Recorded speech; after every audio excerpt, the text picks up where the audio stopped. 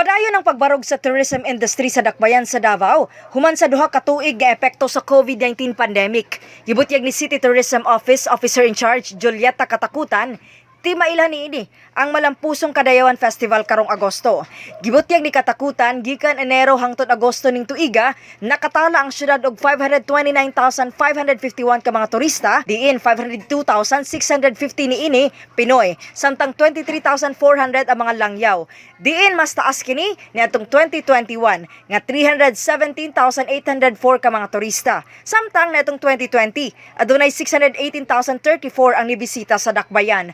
Matod niini, nangandam ang tourism sector sa influx sa mga turistang mga bot sa pagsulod sa major holiday karong tuiga ang Kalag-Kalag, All Saints Day ug Christmas season. Nanawagan kini sa tanang ganegosyo nga siguraduhong kompleto ang tanang legal requirements para usab sa safety ug convenience sa mga bisita dinhi sa dakbayan. Kasama mo sa balita ug serbisyo publiko, reaching millions nationwide and worldwide for 70 years. Radyoman Aimee Ginita, Tatak RMN.